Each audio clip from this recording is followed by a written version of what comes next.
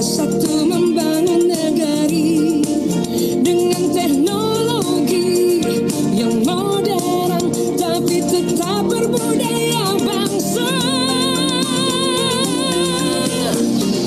Kami lihat negeri berdiri sejajar di kancah internasional.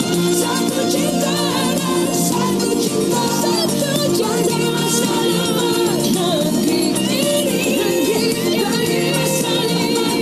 Anak bangsa dan persembahyan robotik explorer untukmu Indonesia.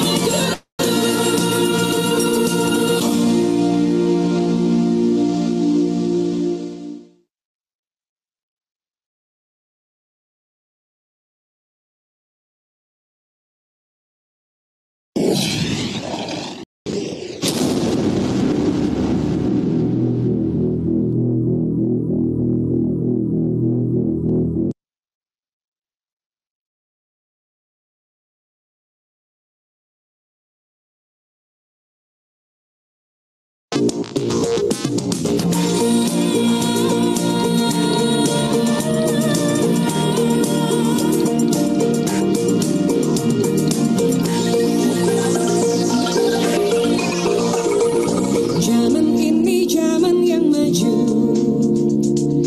era ini era globalisasi. Sudah waktunya kita ikuti perubahan sekarang ini.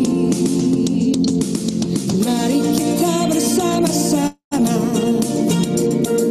bersatu membangun negeri dengan teknologi yang modern tapi tetap berbudaya bangsa. Kami lihat negeri berdiri sejajar di kancah internasional. Satu cinta dan satu cinta, satu janji masa depan. Negeri ini bagi masa depan. Anak bangsa dan persembahyan robotik explorer untukmu Indonesia.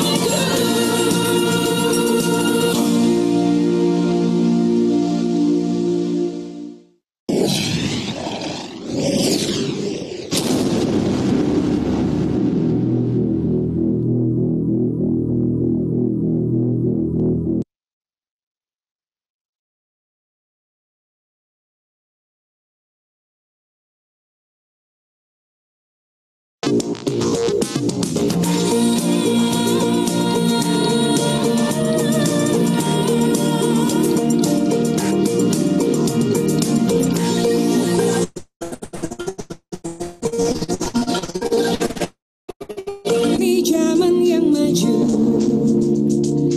era ini era globalisasi. Sudah waktunya kita ikuti perubahan sekarang ini. Mari kita bersama-sama bersatu membangun negeri dengan teknologi yang modern tapi tetap berbudaya bangsa. Kami lihat negeri berdiri sejajar di kancah internasional. Satu cinta dan satu cinta, satu janji masa depan. Negeri ini bagi masa depan. Anak bangsa dan persembahyan robotik explorer untukmu Indonesia.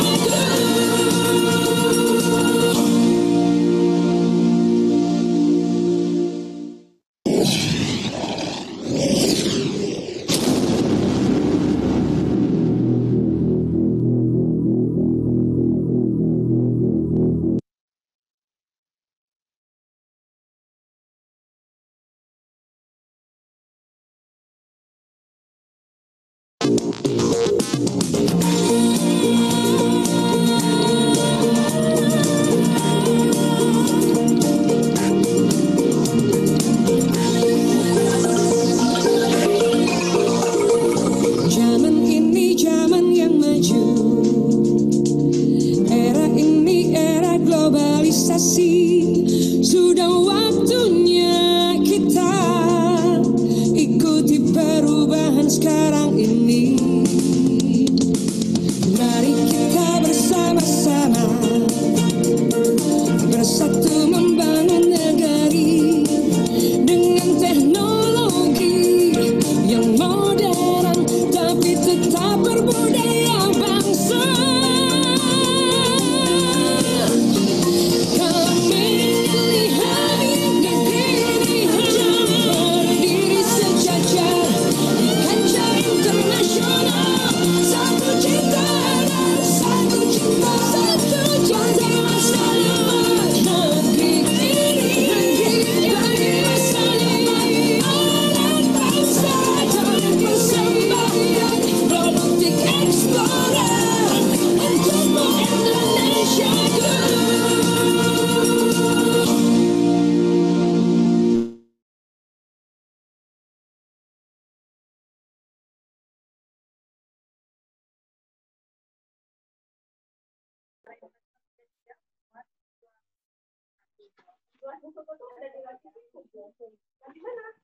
Halo semua, selamat siang. Apa kabar? Sehat semua? Wah, kita ketemu lagi ya siang hari ini. Saya senang sekali ketemu lagi sama teman-teman semua, walaupun cuma foto. Tolong dinyalain kameranya semua. Pak Kris juga di Bandung sepertinya sudah ready, tapi belum in frame. Oke, teman-teman, hari ini kita ketemu lagi, kita akan ngobrol satu tema yang menarik hari ini, yaitu what is artificial intelligence. Nah, ini keren banget. Dari kemarin saya udah penasaran nih, artificial intelligence. Jangan-jangan nanti hidup kita sudah mulai digantikan dengan robot segala macam ya. Tapi bukan saya yang akan bicara, tentu yang akan menyampaikan ini seperti biasa narasumber kita yang luar biasa. Saya mau sapa dulu, mudah-mudahan sudah bisa bergabung Bapak Kristianto Cahyadi. Selamat siang Pak Kris. Sehat ya Pak Kris ya. Pak Kris, kalian cek sound dong. Suara aman, lancar? Cek. Oke. Oke. Sip, mantap Pak Kris. Bagaimana Bandung hari ini? Cerah, berawan, mendung, petir, atau turun apa dari langit? Turun berkat Pak, luar biasa. Amin. Nah, kalau itu mah tiap hari lah Pak Kris ya. Intinya apapun kondisi kita, Bapak Ibu, teman-teman harus selalu kita syukuri.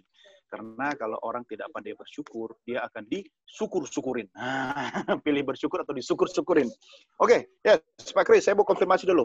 Kita bahas hari ini soal what is artificial intelligence. Benar ya? Ya.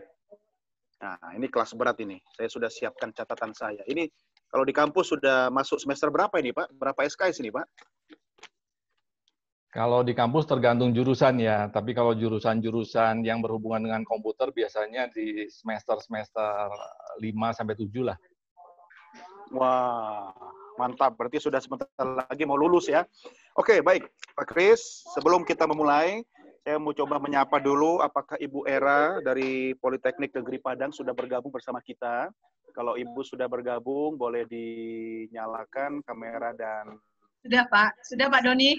Sudah ready. Ibu Era, mana saya belum lihat wajah sebentar, Bu. Saya soalnya pakai handphone ini. Oh, sudah kelihatan. Wih, mantap. Halo Pak Kris. Ini di Padang, Bu Era? Ya, di Padang. Politeknik Negeri Padang. Mantap, luar biasa. Bu Era, tolong dong ya, kasih semangat buat teman-teman semua. Bolehlah sepatah dua patah kata sebelum kita mulai sesi hari ini. Silakan Bu Era. Kehormatan nih Pak. Iya dong. Ya, kebetulan kita lagi hujan lebat ini. Saya nggak tahu suara saya terdengar apa enggak ya. Aman. Suara hujan itu menambah kuat sinyal karena ada itunya, apa keripik apa tuh yang pedas tulisan kok jadi lupa. Ada teh talua di situ kayaknya di sebelah kanan itu ya. Teh talua nggak pakai K, Pak. Oh iya, teh talua ya. Jadi kuatlah sinyalnya. Silakan Bu Era. Oke. Pertama saya ucapkan terima kasih dulu, senang bisa bergabung dengan webinar ini. Kita sebenarnya tandem ini Pak sama partner saya. Itu tandem. Jadi saya yang didaulat untuk menyampaikan testimoni sedikit saja. Tapi mohon maaf Pak, kalau nanti kelewatan sedikitnya. Boleh, silakan Bu. Oke. Kalau secara materi sebenarnya kita sangat sesuai sih Pak, kebetulan di beberapa riset sama tugas akhir kita memang mengaplikasikan IOT. Sampel riset kita itu ada 3, ada inkubator. Jadi itu terinspirasi sebenarnya dari inkubatornya Pak Rialdi, Profesor Rialdi, karena beliau masih sederhana, masih kompleksnya itu sederhana, kita kembangkan pakai IOT. Jadi monitoringnya dokternya ada tampilan di HP, pakai HP Android. Jadi aplikasi dari salah satu IOT. Kemudian ada juga stasiun cuaca mini, itu juga pakai aplikasi di Android, sama pengontrolan penggunaan daya yang ada di laboratorium. Nah, enaknya materi dari Pak Kris, ada beberapa tema atau ide yang bisa kita curi nih untuk riset kita. Izin ya Pak Kris. biar lebih luar biasa Pak riset kita, karena baru IOT sederhana sih Pak sebenarnya, tapi udah lumayan jalan, sudah bisa diaplikasikan. Contohnya yang 3 tadi. Sementara untuk pengajaran, itu kebetulan sekarang Politeknik kan masuknya ke pendidikan vokasi ini Pak, sedang gembar-gembornya kampus merdeka ini. Jadi kemarin kita ditantang dari Politeknik, gimana nih kalau kita buka ada prodi baru, prodi mekatronika. Jadi kita sedang istilahnya kata menikahkan IOT dengan mekatronika. Jadi mungkin mudah-mudahan materi hari ini bisa disangkut pautkan dengan itu nanti ya Pak Kris ya, untuk pengembangan kurikulum untuk kampus merdeka di pendidikan vokasi. Mungkin cukup ya Pak ya, lebih dari sepatah 2 patah kata mungkin. Makasih Pak Doni, Pak Kris. Terima kasih Bu Era. Waduh, mantap ya. Saya sudah lama nggak ke Padang, Bu. Terakhir ke Padang itu 2 tahun lalu. Teman menikah boleh, di Pak. sana. Rendang masih menunggu dengan setia, Pak. Waduh, sayang saya sudah tidak makan daging, Bu Era. Aduh. Berarti gulai Sanjay lah. Gulai kakap aja, Pak. Kampus di mana, Bu, alamatnya? Di Lima Manis Unan, Pak. Di sebelah kampus Unan. Sebelah kampus Unan ya, dekat Andalas. Iya, sebelah-sebelahan. Tetangga kita sama Unan. Iya, insya Allah nanti kalau ada kesempatan bisa silaturahmi, ketemu Bu Era sama teman-teman Civitas Akademika. Terima kasih Bu Era. Oke, makasih Pak Doni. Terima kasih. Baik, Pak Kris, bagaimana? Nah, Pak Kris, hari ini saya sudah tidak sabar pengen mendengarkan soal artificial intelligence. Waktu Bapak sampai kemarin jam 4 subuh, sekarang jam 12 malam aja Pak ya. Kalau di Padang itu panjang siang kalau nggak salah Bu Era ya. Jadi maghrib itu kayaknya kalau di Padang itu siangnya lebih panjang ya. Maghrib kan sudah agak jam 6:30 begitu ya? Setengah tujuh sekarang. Nah, iya, berarti panjang siang. Makin ke barat itu panjang siang. Kalau makin ke timur kayaknya cepat malamnya ya. Oke, kita nggak bahas itu. Kita bahas teh talua sama artificial intelligence. Gulai kakap kepala ikan ya. Oke, baik Pak Kris, silahkan Pak Kris. Kita akan menyimak artificial intelligence langsung. Bapak Ibu kita berikan tepuk tangan Bapak Insinyur Kristianto Cahyadi. Silakan Pak. Oke, selamat siang semua teman-teman yang sudah bergabung. Terima kasih. Sampai dengan hari ini tetap setia, tetap semangat ya. Jadi saya bergembira melihat wajah Ibu Era bicara. Jadi terima kasih banyak. Jadi beliau tadi agak sedikit kaget mungkin ya, tapi iya, Pak. tapi terima kasih banyak ya, terima kasih banyak. Salam buat Pak Iman. Ya. Oke, hari ini kita akan bicara soal artificial intelligence. Jadi sebuah isu yang hari-hari ini cukup ramai. Sebetulnya kalau dilihat dari research yang dilakukan, itu AI ini tuh sudah lumayan tua ya. Jadi kalau dari catatan sejarah, mungkin di beberapa slide ke depan ada, itu dari tahun 50, ya dari tahun 1950. Nah, hanya saja karena keterbatasan infrastruktur, maka apa yang menjadi pemikiran para ahli itu sulit untuk dituangkan menjadi sebuah wujud. Ya, apakah wujudnya itu dalam bentuk produk ataupun dalam bentuk algoritma lanjutan dan sebagainya. Nah, kita akan melihat bagian ini ya. Jadi tapi karena waktu terbatas, saya juga tidak bisa cerita terlalu detail, membahas terlalu detail ya, tapi saya mencoba untuk mengangkat beberapa isu yang kekinian, dan juga nanti mungkin di akhir sesi saya akan tunjukkan beberapa demo, atau sambil jalan mungkin ketika ada sesi yang atau materi yang bersesuaian, itu saya akan sampaikan juga beberapa tayangan. Nah, seperti biasa, saya buka dengan satu quote, ya, dengan satu quote. Ini saya kutip dari Leonardo da Vinci. Jadi seperti itu quote-nya. Silakan teman-teman membaca, kemudian merenungkan, lalu kemudian menindaklanjutinya, ya, menindaklanjutinya. Oke, nah kalau kita bicara tentang AI, artificial intelligence, pasti ada kedekatan dengan istilah yang namanya tuh machine learning, ya. Jadi AI, machine learning itu biasanya kalau menyebut AI itu pasti menyebut machine learning, karena memang keduanya ini subset, ya, subset. Jadi machine learning itu adalah bagian daripada perkembangan AI itu sendiri. Nah, kalau kita cermati, memang perkembangan ini sangat luar biasa, ya, dan menjadi salah satu inovasi yang terbesar, ya, setelah ditemukannya microchip, ya. Jadi microchip untuk menjadi pemroses daripada komputer. Nah, AI dan machine learning ini menjadi sebuah terobosan, sebuah inovasi yang dalam beberapa tahun terakhir itu tiba-tiba muncul dalam wujud raksasa. Jadi saya menggunakan istilah tiba-tiba muncul dalam wujud raksasa karena memang selama perintis daripada riset AI ini dari tahun 50 mencoba melangkah demi melangkah, setelah itu sepertinya kalau kita mencermati, kita tuh kehilangan jejak, ya, kehilangan jejak. Saya ingat ketika waktu dulu masih kuliah S1, saya sempat mengutak-atik terkait dengan AI ini. Cuma hanya sebentar saja karena setelah itu tuh referensi itu tiba-tiba menghilang. Nah, tahun-tahun 2013, 14, 15, ya, jadi baru kurang lebih sekitar 5 sampai 8 tahun lalu, tiba-tiba muncul dalam wujud yang amat sangat besar. Ya, jadi kalau kita cermati lagi, kenapa mereka tuh tiba-tiba muncul? Karena memang benihnya tuh sudah ada. Mereka tuh membutuhkan, kalau virus itu butuh inang gitu ya. Nah, dalam hal ini tuh butuh sebuah infrastruktur. Dan ketika infrastrukturnya tuh mapan, maka benih ini tiba-tiba tumbuh dengan sangat cepat. Ya, jadi saya keingetan jadi kisahnya ini Chinese bambu, ya. Jadi 5, 6, 7 tahun tidak kelihatan, tumbuh hanya kecil, tiba-tiba tahun ke-6, ke-7 itu bisa langsung melejit sampai 3 meter. Nah, ini pun kurang lebih seperti itu perkembangannya, ya. Jadi bikin kaget, ya. Mungkin teman-teman yang di kalangan dunia akademis mungkin agak sedikit terkaget juga karena tiba-tiba muncul dalam sebuah kompleksitas yang luar biasa.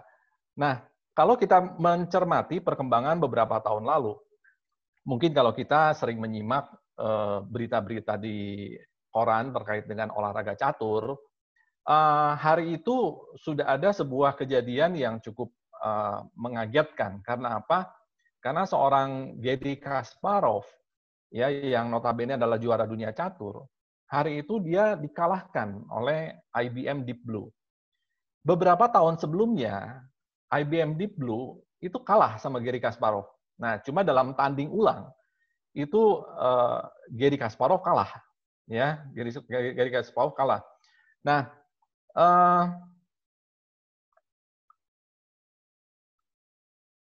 lalu kemudian tahun 2016 kemarin ini ada peristiwa yang juga menggemparkan, ya,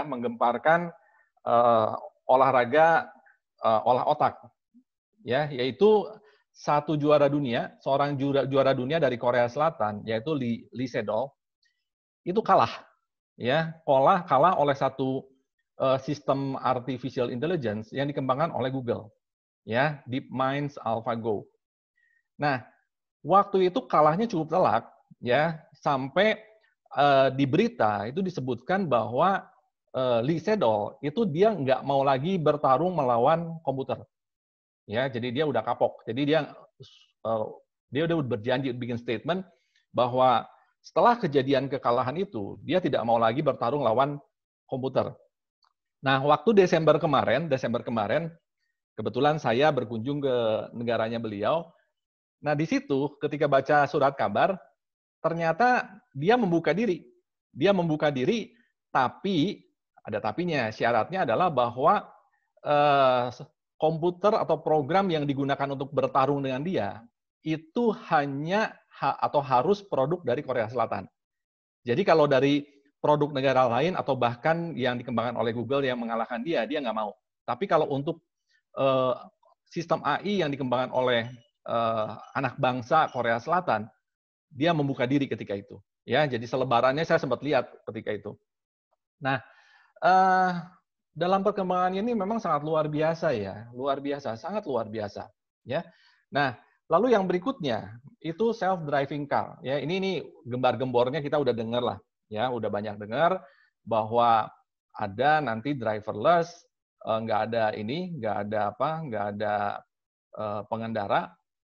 Lalu kemudian sangat pintar, ya, sangat pintar. Jadi dia bisa memanfaatkan semua sensor yang ada di sana untuk menjadi bahan pertimbangan pengambilan keputusan. Seberapa cepat dia berjalan, belok kiri kanan, menyalip kendaraan di depan, boleh atau tidak, dan sebagainya. Itu semua keputusan-keputusannya diambil berdasarkan data-data yang diambil dari sensor yang terpasang pada seluruh unit yang ada.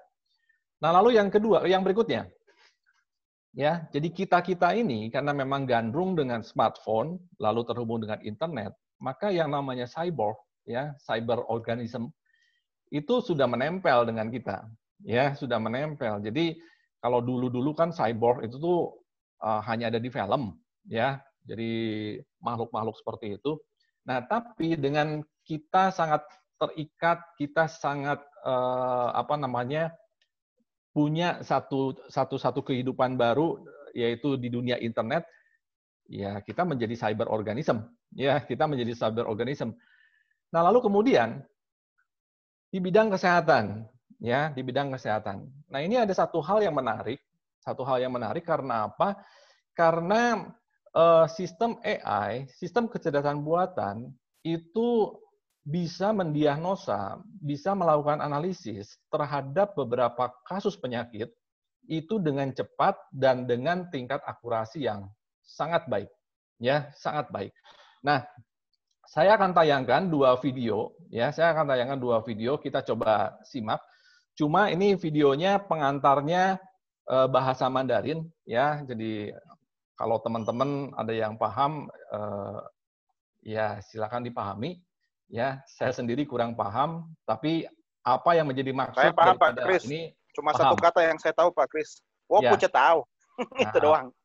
Bukan wa ini ya. Kalau itu buat ke istri saya, Pak. Oke. Nah, kita lihat ya. Aduh, suaranya ya. Bentar.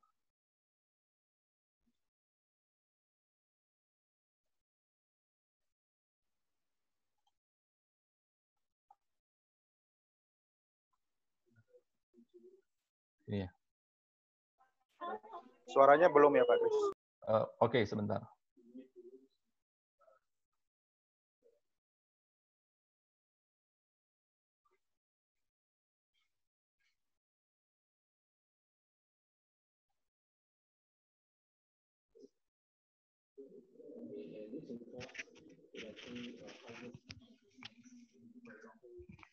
What kind of condition it is? Where does it happen? Automatically, without having a doctor to type up from Oke, Pak, scratch. sudah keluar. Thank you. The process, right, of diagnosis can easily take half an hour to close to an hour to analyze thousands of images just from one patient scan alone. But the whole process can be automated all within a few seconds by artificial intelligence. So that's the power of AI today and what we can achieve using BioMind.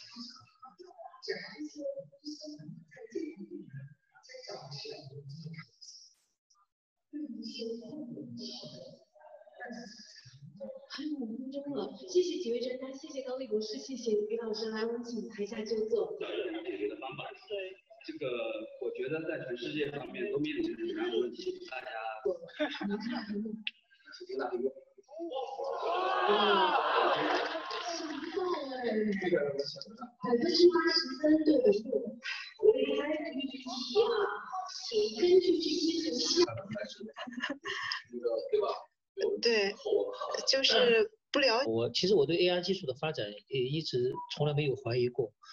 有的时候确实存在这种。Oke, saya cut dulu ya, saya cut.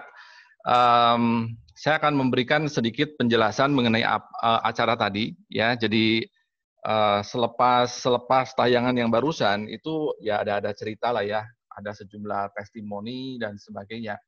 Nah, acara itu adalah acara kompetisi, yaitu bagaimana sebuah sistem AI yang dibangun oleh si BioMind tadi itu dikompetisikan itu dengan kurang lebih 30 dokter ahli syaraf dan otak. Ya. Nah, kompetisinya itu dilakukan 2 ronde ya. Ronde pertama itu untuk mendiagnosa tumor otak ya. Ronde pertama itu untuk mendiagnosa tumor otak. Lalu yang kedua itu adalah untuk mendiagnosa pendarahan otak.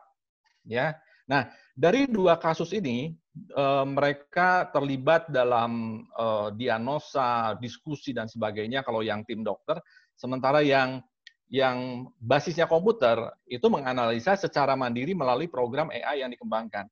Nah, dalam ronde pertama ketika mendiagnosa tumor otak, sistem AI itu bisa menyelesaikan 225 kasus itu dengan waktu hanya 15 menit dengan tingkat akurasi itu 87%.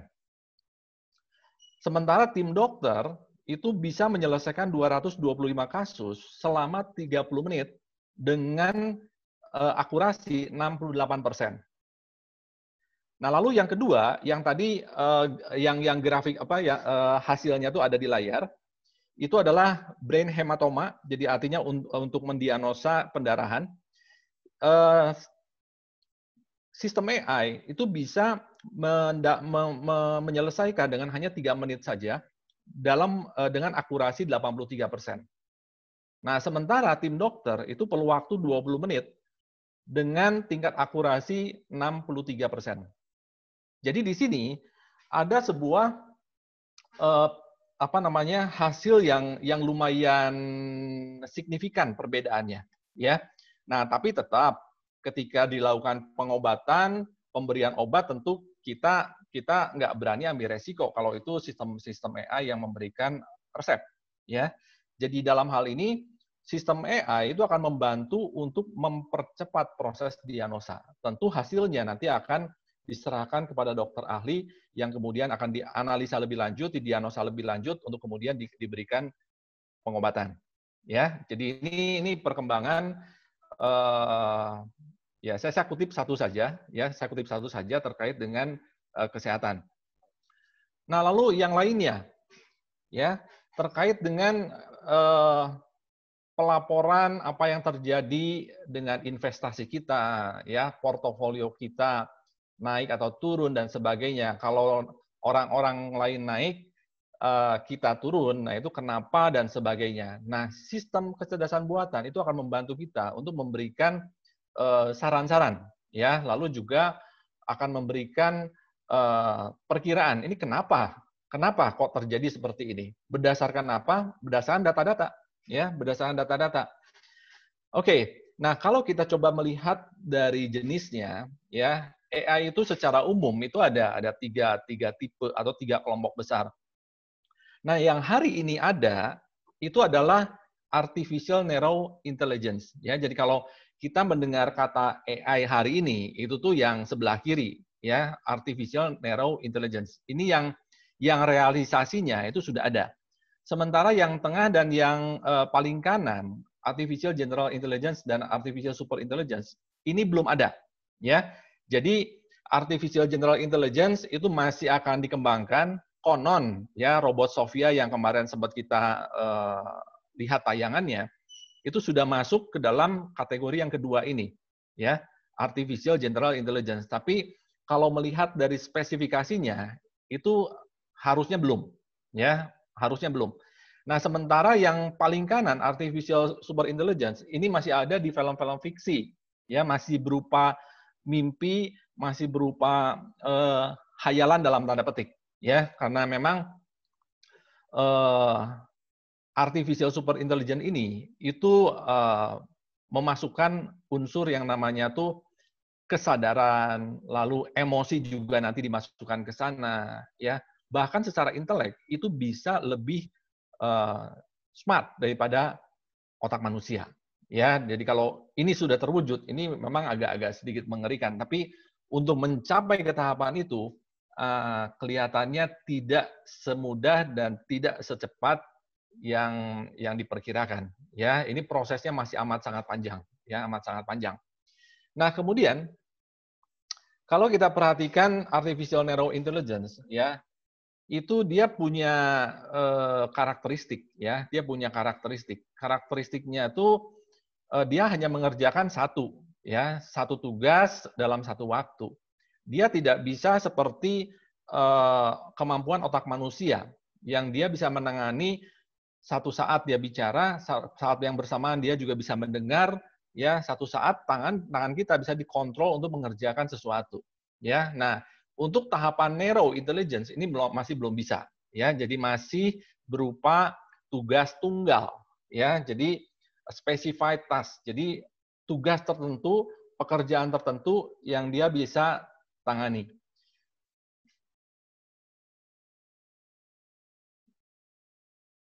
Oke, bagian ini mungkin saya akan skip, ya, karena ini kita belum masuk ke sini. Artinya fakta yang ada hari ini itu belum masuk ke dalam artificial general intelligence maupun super intelligence. Ini belum masuk, ya. Jadi istilah ini mungkin teman-teman bisa save, ya.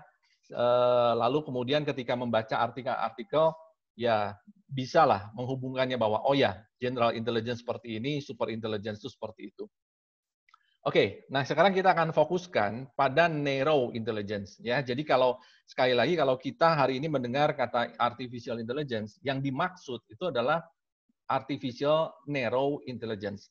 Nah, kalau kita lihat atau kita breakdown, ya, itu bagian-bagiannya tuh lumayan banyak, ya. Mulai ada deep learning, lalu ada natural language processing, machine learning, neural network, computer vision, ya. Kemudian machine learning juga masih dibagi-bagi seperti itu. Nah, masing-masing itu punya peruntukan, ya. Masing-masing itu punya peruntukannya.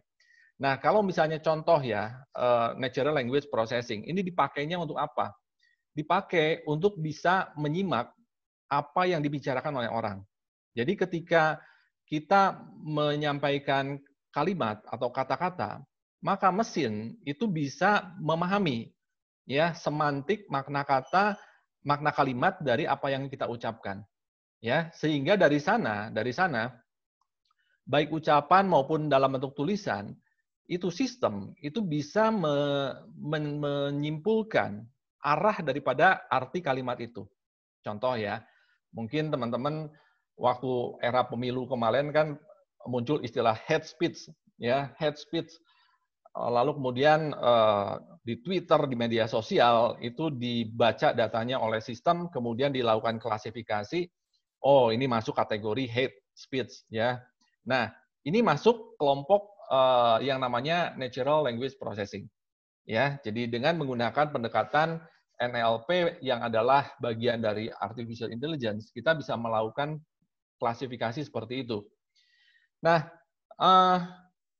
kalau kita coba bagi ruangnya, ya, kalau kita coba bagi ruangnya, itu kurang lebih seperti ini, ya. Jadi bagian besarnya itu adalah artificial intelligence, kemudian ada subset, ada bagian yang namanya machine learning, kemudian mengerucut lagi ke satu segmen yang agak spesifik, yang baru berkembang beberapa tahun terakhir, itu namanya tuh deep learning, ya, deep learning.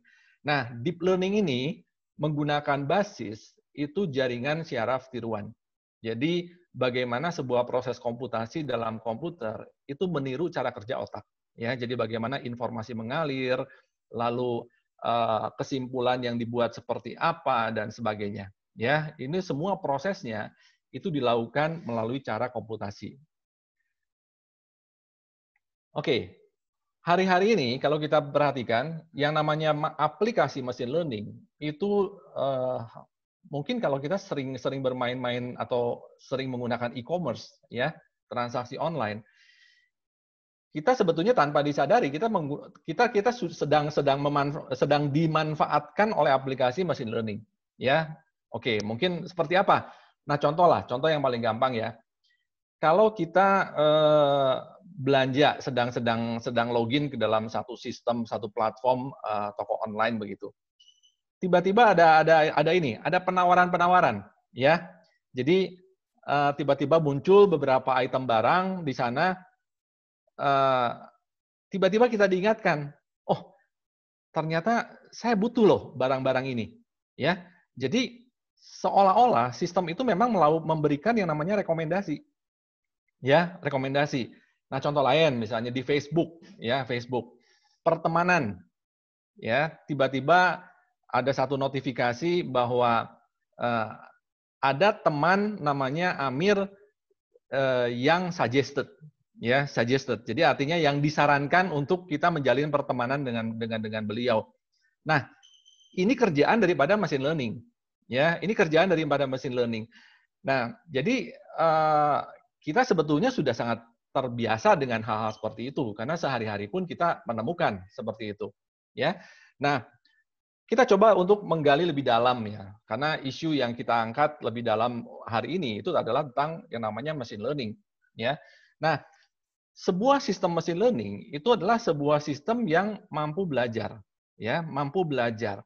Nah, kemarin saya sempat sampaikan ke Pak Doni ya. Jadi bagaimana seorang anak kecil bisa belajar bahwa itu adalah seekor kucing, ya. Dan tentu kita harus kasih data. Nah, setelah diberikan data, kemudian diberitahukan bahwa sosok seperti itu adalah kucing, maka anak itu belajar. Nah, semakin banyak data yang diberikan, maka semakin tepat dia memperkirakan yang di depan dia itu binatang apa, ya. Nah, jadi di sini peran yang namanya data, baik itu kualitas maupun kuantitas, menjadi penentu kualitas daripada sistem machine learning secara keseluruhan. Semakin banyak data yang kita berikan untuk sistem pelajari, dan data itu memang data-data berkualitas, maka sistem itu akan bisa belajar dengan amat sangat baik, ya. Jadi sistem daripada AI tetap mengacu kepada istilah yang sangat familiar di dunia komputer, yaitu yang namanya garbage in, garbage out, ya, garbage in, garbage out. Jadi kita jangan sampai memberikan asupan atau masukan itu berupa sampah, karena outputnya pasti akan jadi sampah. Nah, jadi ketika machine learning, sistem AI itu perlu masukan berupa data, nah pastikan bahwa data yang diberikan itu adalah data-data yang berkualitas. Sehingga ketika diproses, maka outputnya pun akan menghasilkan output yang berkualitas. Nah, machine learning sendiri ini sudah cukup lama, ya. Jadi beliaulah yang mulai mengangkat isu machine learning, ya, tahun 59. Jadi beliau membuat definisi seperti itu, ya. Jadi machine learning itu apa dan seterusnya, ya. Nah, kemudian, nah ini buat teman-teman yang seneng sedikit masuk ke bagian yang lebih dalam. Ini ada satu bagian yang menarik dari apa yang dilakukan oleh machine learning, ya. Kalau teman-teman terbiasa dengan menggunakan komputer, kemudian memprogram komputer, maka pattern atau pola atau aliran proses yang ada pada bagian yang namanya traditional programming, ini pasti akan familiar lah. Artinya gini, kalau kita mau mendapatkan output, maka kita harus menyediakan data, kemudian kita membuat programnya, ya. Sehingga ketika program itu sudah jadi, maka ke dalam program itu kita masukkan data, maka outputnya akan keluar. Ini adalah traditional programming, ya, pemrograman tradisional. Nah, sementara kalau pendekatan machine learning itu enggak, ya. Justru sistem itu cukup diberikan data inputnya seperti ini, data outputnya seperti itu. Jadi kalau dalam ilustrasi kucing tadi, inputnya itu adalah sosok kucing. outputnya itu adalah binatang kucing. Jadi inputnya berupa gambar kucing, outputnya itu berupa label, berupa tulisan, berupa kesimpulan, itu adalah hewan kucing. Nah, dari data yang diberikan, ya algoritma di dalam machine learning itu akan membuat sebuah pemodelan, ya pemodelan, kemudian lahirlah sebuah yang namanya program. Nah, kemudian setelah program atau model ini jadi, maka program ini bisa dipakai untuk menghasilkan output dari input-input berikutnya. Contoh, kalau misalnya kita melihat satu hewan, bentuknya mirip kucing, ya. Nah, ketika gambar hewan tersebut kita hadapkan atau kita proses dengan program hasil dibuat oleh machine learning, maka sistem machine learning ini akan memberikan kesimpulan bahwa hewan itu apa, ya. Jadi dengan kata lain, kita hampir tidak membuat program di sini, ya. Jadi sistem cerdas yang ada, algoritma cerdas yang ada, itu yang akan menyusun programnya, ya, programnya dalam tanda petik programnya. Sehingga ketika program itu jadi, maka kita tinggal pakai, ya, tinggal pakai. Jadi yang perlu disiapkan adalah apa? Datanya, baik data input maupun data output. Ya, jadi ini perbedaan yang sangat signifikan dibandingkan dengan pemrograman tradisional. Ya, kalau tradisional kita harus belajar tuh, ya, menggunakan if seperti apa, menggunakan loop seperti apa. Nah, kalau ketika kita menggunakan machine learning itu nggak begitu, ya, nggak begitu. Pendekatannya beda banget, ya, beda banget. Nah, jadi di dalam implementasi machine learning, kita menyediakan sejumlah data yang berkualitas, kemudian data-data ini kita masukkan ke dalam proses yang ada di dalam machine learning, ya. Lalu kemudian nanti kita akan menghasilkan sebuah model, ya, sebuah model. Dan model ini akan dipakai nanti di dalam proses berikutnya. Contoh ya, kalau misalnya model yang kita buat itu adalah untuk memprediksi harga saham misalnya. Nah, maka ketika model itu sudah jadi, ya, model itu sudah jadi, maka kita bisa memasukkan beberapa data. Tolong dong, kira-kira untuk saham, ya saya nggak sebut perusahaan ya, misalnya perusahaannya ABC lah. Untuk saham perusahaan ABC tanggal 5 Agustus 2020 itu nilai stoknya berapa? Ya, nilai sahamnya itu berapa? Nah, model yang sudah belajar itu akan memberikan prediksi, ya, naik atau turun, ya, dia akan memberikan prediksi. Nah, maka dari itu sistem berbasis machine learning ini banyak sekarang dipelajari orang, kemudian banyak orang yang memiliki ide untuk membuat sistem-sistem seperti itu, ya, sistem-sistem termasuk inilah. Kalau dalam dunia marketing yaitu membuat toko online, lalu kemudian membuat machine learning, ya, kemudian mesin ini nanti akan memberikan saran-saran belanjaan kepada mereka yang login, ya, mereka yang login. Nah, ini adalah beberapa aplikasi daripada machine learning yang sangat menonjol, ya, mulai dari face recognition, jadi bisa melihat, bisa memahami dia tuh Budi bukan Amir, dia tuh Agus bukan Robert misalnya, ya. Jadi facial recognition. Lalu kemudian automated speech recognition, ya. Jadi dia bisa memahami seperti ini, seperti aplikasi Siri di Apple, ya, dan juga aplikasi Alexa yang kepunyaan Amazon. Nah, dia menjadi medical assistance, ya. Lalu robot-robot pun sekarang menjadi seorang asisten, ya. Lalu home automation, ya, ini berhubungan dengan IoT, ya, kemarin tuh IoT. Lalu kemudian financial services, sebagian tadi sudah dijelaskan, ya. Jadi bagaimana sistem ini bisa mampu memfilter, misalnya, ini yang akan mengajukan kredit ini benar apa enggak gitu, ya. Prestasinya seperti apa, profilnya seperti apa. Nah, berdasarkan data-data itu semuanya tuh bisa dijelaskan dan bisa disimpulkan. Lalu rekomendasi, ya, rekomendasi tadi sudah dijelaskan. Kalau di Facebook rekomendasi pertemanan, kalau di rumah makan misalnya, ya, itu tiba-tiba muncul ada beberapa menu, kok kok sama ya dengan selera saya. Oh iya, itu memang postingan-postingan kita yang dijadikan data buat oleh sistem machine learning, ya, sehingga satu hari ketika ada teman dekat kita yang senang rendang, maka tiba-tiba rendang itu muncul di dalam rekomendasi menu restoran yang sedang kita explore. Juga penginapan, ya, hotel. Kenapa kok tiba-tiba muncul hotel ABC ketika saya mau berkunjung ke Jakarta misalnya? Yaitu karena profil kita, karena karakteristik kita yang sudah tercatat oleh sistem dari kebiasaan yang kita lakukan ketika kita berkunjung ke Jakarta, nginep di mana saja begitu. Ya, nah itu profil kita akan dianalisa. Nah, growth-nya ini sangat besar sekali, ya. Jadi market daripada machine learning itu akan tumbuh itu sangat-sangat signifikan, ya.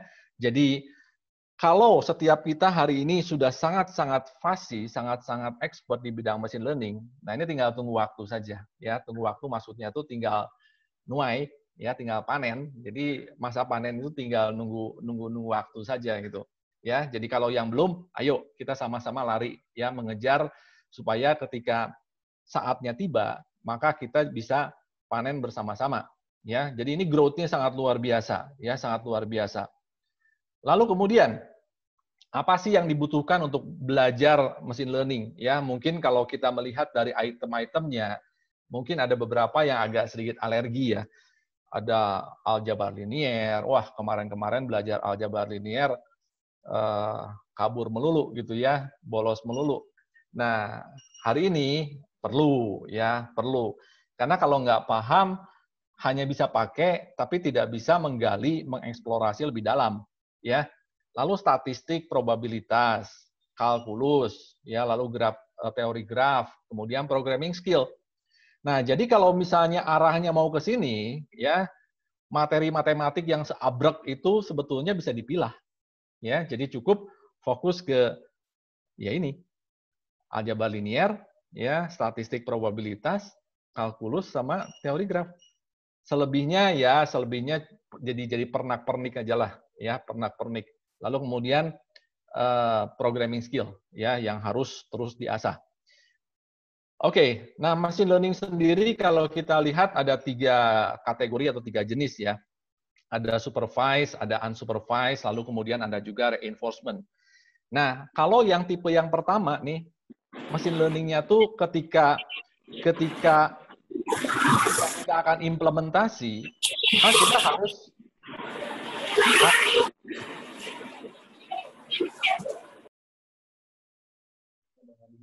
maka kita harus menyiapkan datanya dulu, ya. Jadi datanya tuh supervised. Jadi supervised itu seperti kita ngajarin ya. Jadi misalnya tadi ya, kembali ke contoh data kucing. Jadi kita siapkan gambar kucingnya, lalu kemudian kita siapkan labelnya. Nah, label di sini itu adalah tulisan kucing gitu, ya. Lalu ada gambar ayam, kita berikan tulisannya ini ayam, ya, atau tuliskan di sananya tuh ayam begitu. Nah, jadi kita ajarin. Jadi ada datanya, ada labelnya. Ya. Nah, ketika kita sudah berikan itu semua, sistem akan belajar, dia akan melahirkan satu model, dan model itu nanti bisa kita pakai untuk memprediksi, mengklasifikasi. Ya, apakah itu ayam, itu kucing, atau itu apa begitu ya. Nah, itu bisa, ya, bisa. Nah, kemudian unsupervised. Nah, unsupervised ini kita hanya memberikan data, tapi kita nggak kasih tahu. Ya, jadi kalau misalnya kucing, ayam, ya gambarnya saja yang kita berikan. Ya, lalu labelnya apa, kita nggak kasih tahu. Nah, sistem itu nanti akan mengelompokkan, ya, akan mengelompokkan data-data yang mirip itu dibagi kelompok-kelompok. Ya, kelompok-kelompok. Dari kelompok-kelompok itu, nanti sistem bisa memproses lebih lanjut. Ya, bahwa ini kelompok A tuh kenapa begini? Kenapa kok kakinya 4? Oh, ya itu kucing, kelompoknya kucing. Yang satunya tuh bulunya agak beda. Oh, ya itu kelompoknya ayam, ya. Oke, itu yang unsupervised. Lalu yang reinforcement. Nah, ini yang sebetulnya kalau kita bicara AI, ini yang paling mirip dengan konsep AI yang sesungguhnya. Yaitu apa? Yaitu sistem bisa belajar dari pengalaman. Sistem bisa belajar dari kejadian. Contohnya penerapan reinforcement learning ini untuk kasus apa? Untuk self driving car, ya. Jadi apa namanya, kendaraan atau mobil yang bisa jalan sendiri. Nah, dia belajar, ya, ketika dia menyusur jalan, lalu jalan berlubang, belok kiri, belok kanan, di depan ada lampu merah, itu harus berhenti dan sebagainya.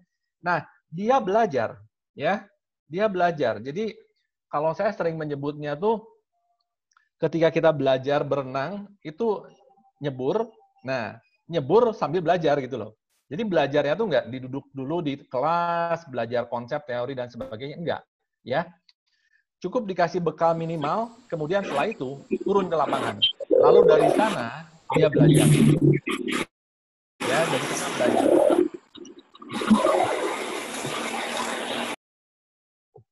Ada suara apa ini? Oke, ya, jadi itu tiga kategori yang cukup umum, dan nanti teman-teman bisa mendalami, ya, kalau mau bisa mendalami, kita bisa berkreasi, kita bisa membuat banyak sekali aplikasi untuk menjawab kebutuhan-kebutuhan terkait dengan era new normal atau society 5.0 dan mungkin apa namanya musim-musim berikutnya, ya. Nah, contoh ya, ini saya akan tunjukkan sebuah contoh sederhana bagaimana machine learning itu bekerja. Ya, kalau nggak dikasih contoh, mungkin nggak terlalu kebayang. Nah, di sini kita punya data. Ya, tadi kalau kita melihat di dalam satu slide, ketika kita akan menyusun satu sistem berbasis machine learning, maka yang perlu kita siapkan itu adalah data input dan output-nya. Ya, kita nggak membuat program. Ya, kita membuat model yang nantinya akan lahir dari proses machine learning ini. Jadi yang perlu kita siapkan itu adalah data input, ya, di sini itu temperatur, lalu kemudian ada data output, ya, data output. Jadi kalau suhu 30 derajat, maka tidak perlu pakai jaket, ya, 20 derajat juga nggak perlu pakai jaket, 15-10 derajat perlu pakai jaket. Nah, pertanyaannya adalah, kalau suhunya 12 derajat Celcius, apakah kita perlu pakai jaket apa enggak? Nah, kalau otak manusia dihadapkan pada data-data seperti ini, pasti dia bisa menebak. Oh, yang pakailah. Karena kan 12 derajat antara 10 sampai 15. Nah, tapi pertanyaannya adalah bagaimana sebuah mesin bisa menjawab persoalan ini? Ya, bagaimana sebuah mesin bisa menjawab persoalan ini? Nah, di sini saya akan tunjukkan satu program sederhana, ya. Ini hanya berapa baris ya? Hanya nggak nyampe 14 baris lah, karena itu ada baris kosong. Jadi yang perlu kita siapkan itu adalah datanya. Jadi yang saya blok hijau ini itu adalah data. Jadi data yang diambil dari data-data yang tadi kita lihat di slide. Nah, kemudian di sini kita membuat modelnya. Ya, kita membuat modelnya. Nah, dari proses pembuatan model ini, ya, hasilnya itu adalah sebuah model. Nah, modelnya kita bisa pakai untuk melakukan prediksi, ya. Nah, oke, supaya lebih jelas, saya akan coba running programnya. Jadi di sini saya menggunakan bahasa pemrograman Python, ya, pakai bahasa lain pun sebetulnya bisa, ya. Cuma ini paling gampang pakai ini. Nah, kita lihat di sini, ya. Saya jalankan programnya. Nah, di sini ada pertanyaan temperatur. Ketika kita isi 12, maka yang muncul adalah pakai jaket. Ya, yang muncul itu adalah pakai jaket. Nah, kalau kita sekali lagi kita lihat programnya, ini nggak ada program yang seperti halnya pemrograman tradisional. Ya, menyusun logika, memasukkan rumus dan sebagainya. Itu nggak ada. Ya, yang ada itu adalah proses untuk melahirkan sebuah program dalam tanda petik, ya, yang mungkin lebih tepat disebutnya itu model. Nah, hasilnya itu adalah seperti ini. Jadi walaupun di dalam data-data yang kalau kita perhatikan dalam slide ini itu tidak ada angka 12 di sana, ya. Di sini kan nggak ada angka 12. Tapi ketika dia sudah belajar, maka ketika kita masukkan temperatur 12 derajat nih, saya perlu pakai jaket apa enggak? Maka sistem langsung bisa memberikan output. Ya, sistem langsung bisa memberikan output seperti ini. Harus pakai jaket. Ya, ini nih satu gambaran nyata bagaimana membuat sebuah sistem berbasis machine learning. Ya, oke. Nah, kemudian aplikasi lain, cuma bagian ini saya tidak akan tunjukkan, ya, saya tidak akan tunjukkan karena agak panjang karena melibatkan data yang cukup besar, ya. Jadi kalau kita mau memprediksi harga saham begitu ya.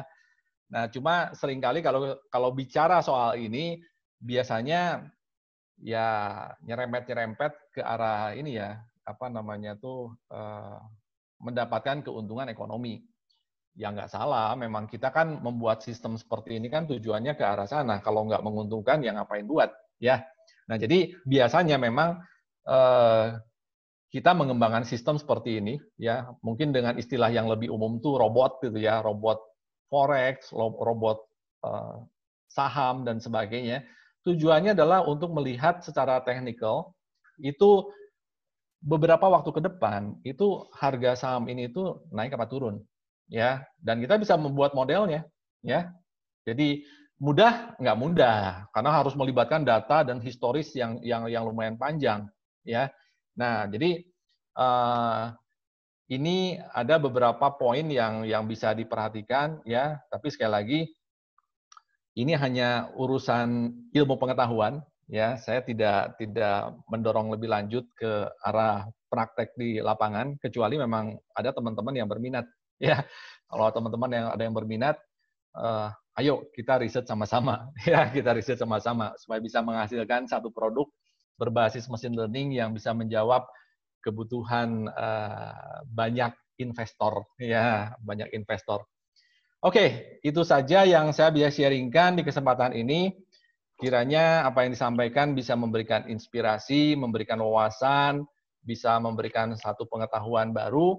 Sehingga ke depan tentunya diharapkan teman-teman bisa melakukan terobosan, ya, bisa melakukan terobosan sehingga bisa menghasilkan produk-produk inovasi berbasis artificial intelligence. Lebih spesifik lagi berbasis machine learning. Demikian, saya serahkan ke Pak Doni. Siap, Pak Kris, thank you. Sebelum dilanjutkan, kalau machine learning itu sebenarnya di semua aspek atau bidang bisa dibuat dong, Pak Kris ya, sesuai dengan kebutuhan dong ya. Tadi kalau misalnya kita bicara tentang forex gitu kan, bisa untuk kebutuhan finansial, bisa ujung-ujungnya kalau kita mau mendapatkan manfaat atau benefit bisa. Tapi di luar itu misalnya bidang-bidang untuk mensupport misalnya pendidikan bagi anak-anak yang berkebutuhan khusus itu bisa juga dong, Pak Kris ya. Ya, selama sistem itu bisa dimodelkan, dibuatkan modelnya, itu bisa. Ya, yang jadi penting prinsipnya input datanya dong. Yes, input outputnya. Ya, jadi ketika input outputnya. Nah, sebagai contoh tambahan lah, kebetulan saya cukup banyak juga membimbing mahasiswa dan ada sekian puluh mahasiswa yang terakhir dibimbing itu arahnya tuh ke sini.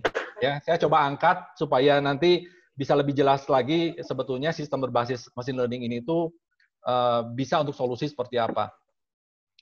Yang sekarang sedang on the way, ya, yang sekarang sedang on the way, itu beberapa di antaranya adalah satu untuk mendeteksi kualitas sayur kangkung. Ya, ini mungkin agak sedikit agak main-main ya, tapi enggak, ini serius. Wih, penting itu, Pak. Betul. Itu jadi bisa mempengaruhi keharmonisan rumah tangga itu sayur kangkung itu. Betul, ya. Jadi kualitas daripada si kangkung ini itu bisa dipelajari, kemudian sistem bisa melakukan klasifikasi. Ya, jadi ini yang terlalu banyak pestisida nih, ini yang segar, ini yang sudah rusak dan sebagainya. Lalu caranya kemudian, dia mendeteksi itu gimana cara kerjanya? Pertama dari gambar seperti kucing tadi, Pak.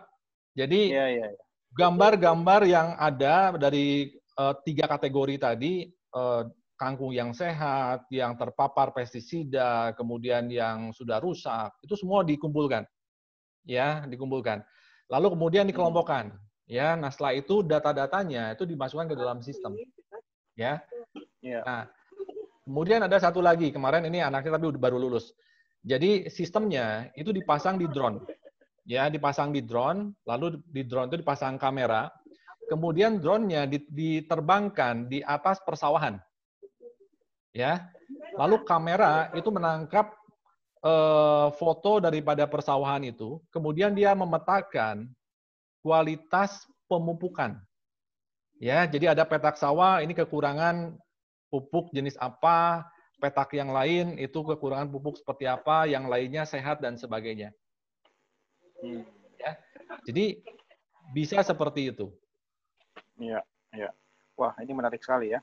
Dan itu artinya bisa diterapkan dalam sektor apa saja ya, sesuai dengan keinginan ya Pak Kris ya. Ada Betul. ada nggak? Ada pengecualian nggak misalnya bidang mana? Kalau tadi misalnya Anda memberi contoh di bidang kesehatan misalnya, di Cungkok sana atau dokter-dokter di Tiongkok sana kan sudah berpengalaman dalam menggunakan AI untuk mendiagnosa, mendeteksi munculnya sebuah penyakit. Tetapi kalau urusan memberi obat tentu berbeda ya urusannya. Nah, ada batasan nggak misalnya AI ini tidak boleh atau seyogyanya jangan digunakan untuk bidang apa gitu misalnya? Yang pertama itu adalah ketika kita akan menangani bidang yang berhubungan dengan nyawa. Ya, dengan nyawa. Kalau dengan nyawa, saya pribadi nggak berani melangkah ke sana. Ya, karena memang tetap harus ada pertimbangan hati untuk ketika kita akan mengambil keputusan. Ya. Ya. Tapi Pak Kris tadi kan sempat bilang tuh, ini saya mencatat malam, bahkan mesin nih bisa mengalahkan manusia dalam artificial super intelligence. Yes. Ada unsur-unsur tanda petik emosi yang bisa diinput ke dalam sistem itu, ya kan? Yeah. Nah, ini tadi Anda juga bicara nih, ini bahaya ini. Bahaya ini, saya mengerikan ini kalau itu bisa terjadi. Tapi kan dari sisi kemanusiaan ini kan bisa membantu kehidupan manusia dan peradaban juga Pak Kris. Artinya seperti mata uang ya, dua sisi. Tergantung kita yang menggunakannya. Bahaya, tapi kalau dipakai untuk kebutuhan kemanusiaan, peradaban juga bisa dong sebenarnya. Membahayakan seperti apa ketika artificial intelligence itu bisa membaca atau istilahnya mengonversikan sebuah data menjadi outputnya berbentuk emosi, Pak Kris. Ya, tadi kalau misalnya kita cermati ya, dari 3 tipe AI tadi, sebetulnya yang namanya artificial super intelligence itu sampai hari ini itu belum ada, Pak. Jadi itu baru ada di film, ya, baru ada di cerita-cerita fiksi. Karena untuk bisa sampai ke sana, itu tahapannya itu amat sangat panjang. Ya. Jadi perlu pemodelan. Karena gini, komputer sendiri, ya, AI sendiri sebetulnya nyawanya itu kan komputer, komputasi. Dan komputer sendiri itu punya cara kerja. Ya, punya cara kerja. Nah, ketika dia bekerja, dia harus mengikuti pattern itu. Dan cara kerjanya itu sebetulnya beda dengan cara otak kita berpikir. Cara hati kita menimbang. Itu sangat beda. Ya, sehingga ketika konsep AI yang berbasis komputer ini mau melangkah lebih lanjut ke dalam sistem yang ada unsur emosi dan sebagainya, ini harus ada sesuatu yang ditambahkan, Pak.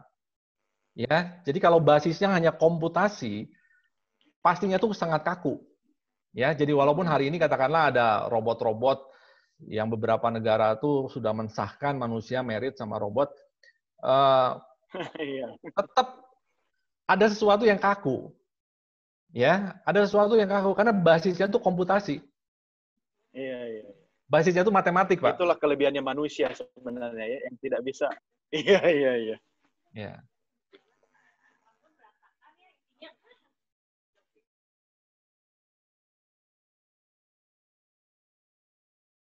Oke, silakan Pak Doni. Hanya koneksinya nyangkut ya. Oke. Ya, oke. Sempat terputus sedikit tadi. Oke, baik Pak Kris, saya coba memberikan kesempatan kepada Bapak Ibu teman-teman. Nah, Pak Ari dari Tarakan sudah angkat tangan. Ada, coba saya cek dulu ya. Oh, ada Pak Ari sama Mas AA nih, sudah siap nih ya. Oke, kita ke Tarakan dulu. Habis Tarakan kita ke Madura.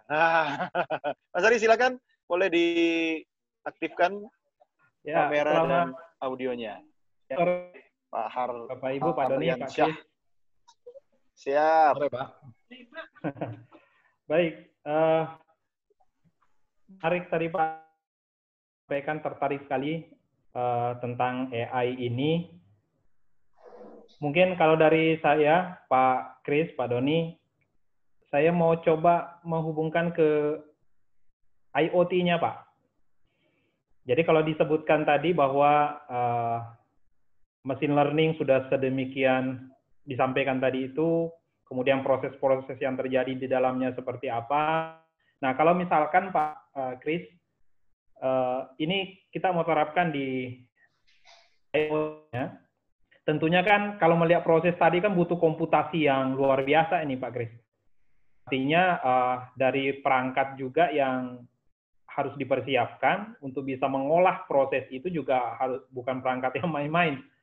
Nah, seperti apa nih Pak Chris? Artinya apakah ada minimum specification ini atau minimum requirement ini untuk bisa melakukan itu? Nah, kalau kita lihat sementara ini kalau saya pribadi yang saya kenal ya mentok-mentok ya untuk kecil Pak ya, mentok-mentok di Raspi atau Raspberry Pi itu. Atau mungkin ada yang ARM atau bagaimana. Perangkat-perangkat ini mampu untuk bisa mengolah proses-proses yang komputasi yang luar biasa seperti ini. Memang itu bisa memungkinkan, artinya tentunya akan bisa kita kembangkan lebih itu apabila proses komputasi AI-nya atau machine learning-nya ini bisa diproses untuk perangkat-perangkat seperti Raspberry Pi tadi itu. Nah, seperti kita tahu juga bahwa itu kan oke lah, biasa disebut mini komputer, tapi tentunya ada keterbatasan di komputer yang sesungguhnya. Karena kalau kita lihat yang saya baca-baca ini untuk melakukan proses machine learning itu aja spek komputernya ini sudah gila-gilaan dipakai gitu, spesifikasinya tinggi sekali. Nah, jadi itu Pak tadi, apakah ada peralatan khusus kecil perangkat ini yang kemudian kita bisa ke IoT-nya ini Pak Chris? Terima kasih, itu saja Pak Chris. Oke. Terima kasih. Silakan Pak Chris langsung. Oke, saya kembali ke skrip yang tadi saya tayangkan ya. Nah, yang saya blok warna hijau ya, ini kebetulan modelnya sangat sederhana. Nah, yang saya blok warna hijau ini adalah proses training. Proses training. Nah, proses training ini ketika melibatkan data yang sangat besar, karena prinsipnya itu adalah semakin banyak data yang berkualitas, itu semakin baik. Tapi bukan berarti bahwa untuk menghasilkan sebuah sistem yang baik, itu data tuh harus sebanyak mungkin. Itu enggak. Ya. Karena ada istilah yang namanya tuh overfitting. Jadi kalau kebanyakan, maka tingkat akurasi itu akan turun. Oke. Nah, Nah, kita masuk lagi ke sini. Yang saya blok warna hijau, ini adalah proses training. Jadi bagaimana pembuatan program atau model. Ya, proses pembuatan program atau model. Nah, ketika datanya amat sangat besar, kemudian kompleksitas datanya pun sangat kompleks, maka proses yang 2 baris ini itu akan memerlukan waktu yang cukup panjang. Nah, untuk mempercepat biasanya atau hari-hari ini itu kita menggunakan yang namanya Graphical Processing Unit, GPU. Ya, GPU. Nah, jadi GPU ini satu prosesor tambahan atau di mesin-mesin komputer yang biasa dipakai oleh gamers itu biasanya sudah ada tuh, ya. Lalu mereka yang bermain di menambang Bitcoin itu juga ada tuh. Bahkan lebih dari satu. Nah, si GPU ini kalau yang kelasnya tuh super, ya itu harganya tuh bisa ratusan juta Pak satunya Pak. Itu prosesnya itu sangat cepat, ya sangat cepat. Nah kemarin ini saya ambil contoh aja. Kemarin dalam satu sesi terkait dengan pengembangan aplikasi facial recognition, kebetulan ada beberapa orang dari Surabaya ketika itu hadir. Nah, kita coba compare, ya, kita coba compare dengan mesin komputer biasa, ya, tanpa GPU, itu proses trainingnya itu perlu waktu sekitar hampir 4 jam. 4 jam. Tapi ketika dipasang GPU, prosesnya itu kurang dari 20 menit. Ya, itu dengan harga GPU yang waktu itu mereka bawa, itu di kisaran sekitar 5-6 juta. Jadi kita bisa bayangkan kalau kita pasang satu prosesor tambahan yang kalau kendaraan itu cc-nya besar, itu prosesnya itu akan makin cepat. Ya, jadi ini kembali ke bagian dari infrastruktur sebetulnya. Ya, idealnya kampus-kampus ada lah. Minta bantuan aja dari pemerintah bahwa kita akan masuk ke era AI, tolong infrastrukturnya dibantu begitu. Ya, nah itu tahapan training. Nah lalu yang kedua itu tahapan inference. Ya, nah ini yang saya blok warna hijau. Ya, ini adalah tahapan inference.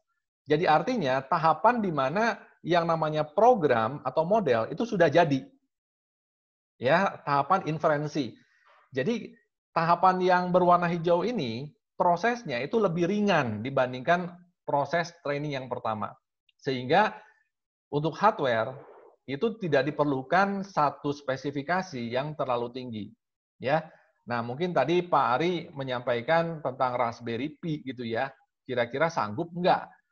Nah, kalau disebut sanggup, ya sanggup sih. Cuma mungkin perlu agak sabar ya. Perlu agak sabar, karena ibaratnya kita pakai kendaraan, kalau di Pulau Jawa tuh naik motor 100 cc, naik Gunung Lawu, Tawangmangu, Pak. Jadi agak berat begitu. Sehingga kita perlu tambahkan yang namanya steroid. Ya, steroid. Nah, hari-hari ini tuh ada beberapa steroid yang bisa kita suntikan, kita pasang di perangkat Raspberry Pi yang tadi Pak Ari sampaikan. Ya, dengan penambahan steroid ini, itu langsung cc-nya itu nambah. Ya, saya pernah coba waktu itu ada satu peserta pelatihan yang bawa dari China. Saya pasang, lalu saya coba program sebentar. Itu yang tadinya 1 detik hanya bisa menghasilkan 1 output, tiba-tiba bisa lompat 1 detik itu bisa menghasilkan 40 output. Jadi perbedaannya sangat signifikan. Itu multiplikasinya bisa sampai 40 kali. Ya, mungkin itu penjelasannya, Pak Ari. Memengaruhi kualitas enggak, Pak Kris? Tidak. Oh. Tidak. Ya, hasilnya sama, cuma prosesnya itu jauh lebih cepat. Ya, ini yang disebut diakselerasi ya. Tidak memengaruhi kualitas, tapi waktu prosesnya lebih cepat ya. Betul. Oke, baik. Pak Ari, bagaimana? Masih penasaran? Kata Pak Kris tadi minta bantuan dari pemerintah. Saya jawab nih dari Pak Ari ya. Di sini aja pemerintahnya yang perlu dibantu, Pak Kris. Gimana mau bantu kita? Nah, satu tambahan, Pak. Satu tambahan. Ya. Tadi saya memberikan demo yang pakai masker. Ya, tadi sempat saya demokan pakai masker. Nah, waktu proses training, ya, training waktu itu saya pakai komputer yang ada di rumah, itu 5 jam, Pak. Ya, jadi 5 jam itu baru model itu jadi. Ya, nah kalau dengan perangkat yang lebih tinggi itu tentu lebih cepat, gitu. Oke, itu, makasih. Ya, baik. Terima kasih, Pak Kris. Ya, saya akan memberikan kesempatan buat yang lain. Sebelumnya, terima kasih juga selamat datang buat teman-teman, Bapak Ibu, sudah banyak bergabung dari sekolah angkasa ya, baik TK, SD, Jakarta dan sekitarnya, dari luar Jakarta, teman-teman dari Kohanutnas juga ada, Kosek Hanutnas juga ada, dari Lanut ya, Lanut Halim, Lanut Husen, Bandung sudah bergabung. Terima kasih Bapak Ibu. Saya mau ke Madura dulu, ada sahabat saya di sana, Mas AA, silakan, dinyalakan, Mas AA. Ya, mana Mas terima AA? kasih. Ada nih. Mohon maaf saya nyalakan kamera ini. Kenapa? Lagi di pantai atau lagi di mana ini? Mencurigakan ini. Kemarin soalnya di kolam renang ini. Nggak tahu hari ini di mana ini. Silakan langsung ke Pak Kris. Selamat sore Pak Kris. Sore Pak. Sebenarnya pertanyaan saya sudah terjawab sih barusan. mirip dengan pertanyaannya Pak Ari. Tadinya saya pertama yang ingin saya tanyakan adalah machine learning itu kalau diterapkan di AVR sederhana begitu, seperti taruhlah ATmega 8 atau ATmega 16 gitu, kira-kira machine learning yang sesederhana apa yang bisa diterapkan di situ? Ternyata Raspberry Pi pun butuh steroid ya, gitu. Baik. Nah, Pak Kris dulu ketika saya mau lulus dari D4 itu saya sempat garap face recognition untuk absensi wajah saat itu menggunakan Visual Basic. Terus di dalamnya saya menggunakan program konvensional begitu. Di dalamnya saya pakai metode Wavelet Har. Salah satu metode Wavelet Har untuk proses pengolahan image-nya. Itu saya garap dengan program konvensional. Jadi untuk absensi wajah begitu, untuk satu orang saya simpan wajahnya sebanyak 5 kali begitu. Saya simpan di database sehingga ketika orang melaksanakan absen, image itu saya cocokkan dengan 5 itu. Nah, sehingga hasilnya memang tidak begitu optimal ya. Tingkat keberhasilannya hanya 80%. Nah, itu mungkin waktu disimpan wajahnya make up-nya terlalu menor itu. Sepertinya begitu, mungkin kurang kaya. Kurang kaya. Nah, yang ingin saya tanyakan adalah kira-kira kalau metode yang seperti itu, AI itu di machine learning itu di posisi apanya? Apakah cukup misalkan proses pengambilan data gitu ya, cukup di depan kamera begitu kemudian taruhlah 1 menit, kemudian dia akan melakukan secara otomatis capture sekian ratus kali, kemudian di learning secara otomatis atau bagaimana Pak? Saya belum paham di mananya kira-kira untuk sistem seperti itu AI itu ditanam machine learning-nya. Oke. Mungkin ini kali ya, sudutnya juga pengaruh ya Pak Kris ya, dari angle kiri, kanan, depan pengaruh ya. Banyak, silakan, banyak pengaruh, cahaya, intensitas banyak. Memang di situ saya tulis batasan masalahnya adalah intensitas cahaya, kemudian background-nya gitu ya, macam-macam. Masalahnya gini Mas A, kalau ngerekam wajah orang itu kalau tanggal muda sama tanggal tua itu walaupun wajah sama sebenarnya beda itu hasilnya. Meme wajah berubah aja udah nggak kedetek gitu. Nah, apalagi kalau dari rumah sudah berantem sama istri, direkam memang wajahnya. Pesat sekali ya. Face recognition. Oke, silakan. Oke, terima kasih.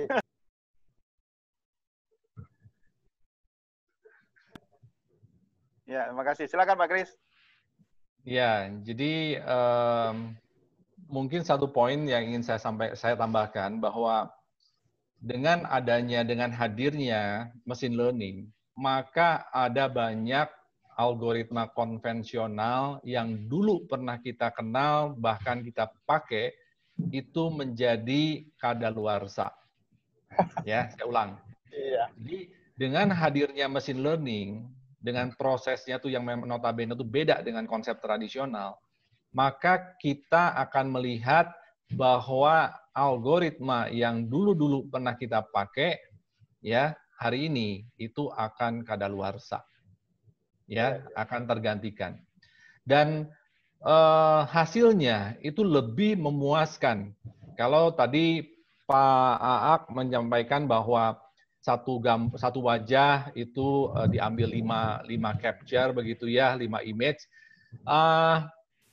Ya, ini riskan sebetulnya, ya riskan karena ketika kita tersenyum, ketika kita cemberut, ketika kita pakai kacamata, ketika kita dalam posisi miring begitu. Nah, itu harus dikenal sebagai kita. Ya. Nah, kalau dengan menggunakan cara konvensional itu rumit sekali. Rumit sekali, ya. Tapi dengan pendekatan machine learning itu mudah-mudah aja, tinggal kita ambil foto, kemudian kalau males bikin kepala miring sedikit, kita melakukan yang namanya proses augmentasi. Jadi kita masukkan data kita ke dalam satu software, maka software itu akan membuat gambar wajah kita itu dengan berbagai sudut. Ya, ada Oh. skewing, ada rotate sedikit, ada Pak Kris, miring, sorry, ada itu harus seluruh wajah terlihat atau misalnya hanya 50% kalau dia pakai masker, dia bisa merekognisi titik-titik tertentu dari wajah atau gimana tuh? kalau yang unik bisa, tapi kalau yang sifatnya general itu nggak bisa, Pak. Ya, karena ada beberapa kalau kita tutup begini, ada beberapa kesamaan. Kalau ini kita tutup, ya, karena sebetulnya dari wajah manusia yang spesifik itu ini, Pak. Oh. Ya, jadi huruf T ini, gitu. Nah, itu yang diidentifikasi oleh sistem. Ya, iya. Ini pesan juga buat semua, kalau banyak duit, ya jangan ke Korea buat operasi plastik. Nanti mesin nggak bisa baca wajahnya, ya. Mending ditabung buat KPR. Iya, memang sedikit Pak Doni tambahan. Memang Iya. benar, betul. Itu sangat riskan Pak Kris, karena ketika saya bandingkan begitu ya antara wajah normal, kemudian saya capture, kemudian saya dapetin matriknya begitu sedemikian rupa. Ketika senyum saja itu matriknya sudah luar biasa berubah. Betul. Wah, itu Betul.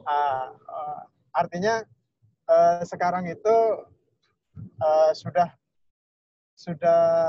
apa namanya, sudah ada dalam bentuk function begitu ya, atau library yang kita bisa masukkan tanpa kita tahu di dalamnya seperti apa, itu sudah bisa training seperti itu tadi, begitu ya maksudnya ya? Sederhananya begitu, tapi nanti dalam prakteknya itu ada tahapannya. Ya, ada tahapannya. Jadi begini, mungkin ilustrasinya beginilah. Kalau kita mau membuat sebuah cake, ya, cake dari menggunakan santan, ya, membuat kue dengan ada bahan santan di sana, tentu kita harus kalau kita tidak menggunakan produk santan jadi, ya, kita yang harus kita lakukan itu adalah kita memberi kelapanya, ya. Nah, kelapa itu kita anggap data, oke? Lalu kemudian kelapa itu kita parut, kemudian kita peras, ya. Nah, hasil perasannya yang adalah santan itu yang disebut dengan feature, ya. Nah, feature-nya ini yang kemudian nanti akan menjadi bahan untuk mesin learning ini belajar. Jadi dia nggak belajar kelapanya, tapi yang dia belajar itu adalah hasil perasannya. Karena apa? Karena kalau belajar dari kelapanya, padahal konteks outputnya itu adalah cake, nyambungnya terlalu panjang nanti prosesnya. Ya, tapi kalau kita kelapanya ada, kita lakukan pre-proses, kemudian kita buat satu proses yang namanya itu feature extraction, kita peras, nah hasil perasannya kita olah jadi cake. Nah, itu menjadi lebih simpel. Ya, lebih simpel. Nah, mungkin hari ini teman-teman ada yang belum terbayang, tapi ketika kita nanti masuk, sebetulnya yang namanya machine learning itu tidak serumit yang dibayangkan. Ya. Ini buat penyemangat gitu. Oke. Siap. Oke. Terima kasih. Mas A. Terima kasih. Saya ke teman-teman lain dulu. Silakan kalau mau bertanya langsung raise hand sebelum saya bacakan yang ada di kolom chat, ya. Bu Era juga kalau mau menambahkan komentar silahkan. Selamat datang juga buat Bapak Ibu teman-teman dari Lanut Abdurrahman Saleh, ya, Malang. Wah, sudah bergabung juga, ya. Silahkan. Oke, Pak Kris, saya baca dulu dari chat, ya. Ada pertanyaan dari Pak Kurniawan Effendi terkait proses kerja AI adalah program, yaitu data berkualitas plus output. Pertanyaannya, apabila data berkualitas tersimpan berjumlah banyak, tersimpan sebagai big data, maka setelah ditambah output, apakah bisa menghasilkan program yang akurat dan efisien?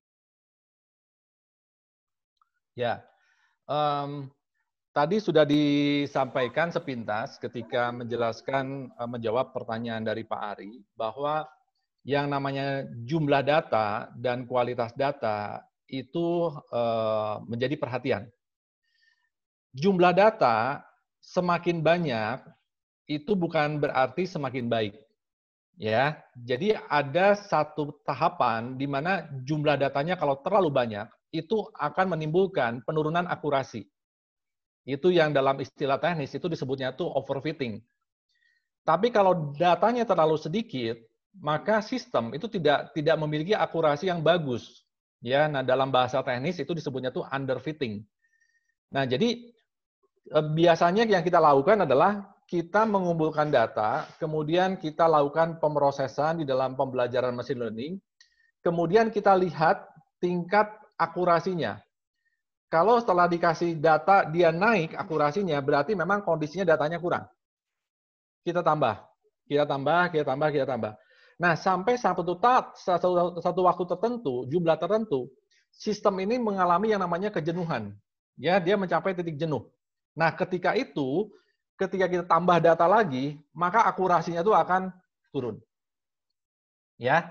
Nah, kalau merujuk kepada pengalaman Google, ini Google tuh sempat menyampaikan satu statement bahwa kalau untuk proses identifikasi sebuah gambar, ya, jadi misalnya wajah orang, wajah Budi, gitu ya, disarankan itu satu gambar, ya, dengan berbagai pose, pakai topi dan sebagainya, itu 800. Ya, 800. Jadi untuk kucing misalnya, ya, kucing 800. Ya, jadi karena dia harus posenya lagi diam, lagi buka mulut, lagi lompat, ya, lagi. Kucing aja ekspresi bisa beda-beda loh, Pak Kris. Nah, itu. Gimana orang ya? Ya. Nah, jadi dari sejumlah ekspresi itu tetap kesimpulannya satu, bahwa itu kucing gitu loh. Nggak boleh salah. Gitu. Itu, Pak. Oke, siap. Terima kasih. Nanti kalau masih kurang jelas, silahkan berhubungan langsung dengan Pak Kris ya, bisa japri. Mas A tadi kayaknya masih penasaran nih, apa mau dilanjutkan? Iya. Sedikit. Oke, silakan, singkat. Pak Kris, barusan ada overfitting begitu. Apakah memang itu tidak ada rumus untuk menentukan kapasitas maksimum data yang kapasitas optimum ya yang boleh dimasukkan, sehingga lebih dari itu maka itu sudah disebut over ya, maka akan menurunkan hasil outputnya. Apa harus dengan cara seperti itu, Pak? Dicoba, suatu saat akan turun akurasinya, maka itu sudah lebih begitu. Ada cara lain, Pak? Terima kasih. Betul. Barangkali ada rasio baku, Pak, maksudnya, Pak. Nggak ada. Tidak ada. Jadi yang sangat menentukan itu pertama adalah kualitas. Ya, kualitas. Contoh saya ngambil ilustrasi kucing lagi lah. Kita mau mengidentifikasi itu seekor kucing. Maka secara kualitas data, kita tentunya akan fokus satu, tubuh secara utuh. Tampak depan, ya, tampak samping tapi wajah harus kelihatan. Ya. Nah, tapi ya, kalau data yang kita kumpulkan itu tampak belakang semua, nah pertanyaannya, sebanyak apapun data yang kita kumpulkan, itu tidak akan memberikan akurasi. Nangkep ya? Ilustrasinya ya. Jadi, data ini penting sekali. Nah, kalau misalnya kita datanya itu bagus banget, ya, kualitasnya bagus, terus kemudian sudut pengambilan gambarnya juga bagus, begitu, mungkin nggak nyampe 800 cukup. Ya, gitu. Oke. Itu, Pak. Oke, baik, terima kasih. Ya, mau sebanyak apapun datanya, tapi kalau kualitas datanya nggak oke, ya sama aja ya Pak Kris ya. Gimana dia mau mengenal ini kucing? Orang gambarnya dari belakang semua, sementara dari belakang itu kan yang mirip kucing banyak, Pak. Ya, sehingga harimau juga kalau close up mirip itu. Oke, baik, Pak Kris. Silakan. Mas Ari masih penasaran, silakan. Boleh dinyalakan audionya. Ya, ada sedikit Pak Doni. Ini penasaran nih Pak Kris. Silakan. Terkait masalah training, Pak. Seperti kita tahu kan, tadi seperti juga yang didemokan itu ada proses training dulu, diajari dulu, kemudian baru di testing, seperti itu. Memungkinkan nggak, Pak? Misalkan ketika proses testing dilakukan, kemudian sistem ini menemukan hal-hal yang baru yang tidak terdapat di data training sebelumnya, kemudian dijadikan sebagai pembelajaran baru. Artinya sambil berjalan dia juga sambil belajar. Oh ini baru. Nah, kemudian otomatis akan menjadi data training. Betul. Nah, supaya jadi bayangan saya sistemnya tambah lama tambah pintar begitu. Ya, apakah itu memungkinkan, Pak? Ya. Terima kasih. Sangat mungkin. Jadi itu sebetulnya bagian dari yang namanya reinforcement learning. Ya, jadi kalau tadi dijelaskan machine learning ada 3. Nah, ini yang Pak Ari sampaikan, ini sebetulnya kolaborasi antara supervise dengan reinforcement. Ya, jadi dengan reinforcement itu sistem itu belajar dari pengalaman. Nah, pengalaman itu adalah ketika dia running. Ya. Nah, kemarin saya sempat bimbing satu mahasiswa, itu dia kebetulan mahasiswanya dari Nanyang, Singapura. Dia membuat sistem untuk memonitor kebiasaan penghuni sebuah rumah. Kebiasaan mulai menyalamatkan lampu, kebiasaan menyalakan AC, kalau AC itu dinyalakan jam berapa, suhunya naik turunnya berapa derajat, kemudian di satu kamar itu ada berapa orang, ya, aktivitas orangnya seperti apa. Nah, itu semua dimonitor. Memang waktu itu profesornya bilang bahwa tolong Anda monitor selama 5 bulan. Ini bicara soal data, ya. Ini karena data kebiasaan kan harus daily basis gitu loh. Jadi harus data per hari. Nah, cuma karena waktu itu kepepet, saya bilang udah negosiasi saja 2 minggu, saya bilang. Coba ajukan ke profesornya 2 minggu. Ajukan, ternyata bolehlah 2 minggu karena kepepet. Akhirnya sidang ya lulus lah, dapat nilai A dia. Ya, jadi data menjadi sangat penting karena kalau datanya kurang, hasilnya nggak bagus, datanya kualitasnya nggak bagus, juga hasilnya nggak bagus. Gitu, Pak. Oke, siap. Pak Doni, boleh sedikit? Ya, silakan. Mengenai ini sendiri, Pak, timing atau waktu pemrosesan tentunya sangat berpengaruh pasti, Pak, ya.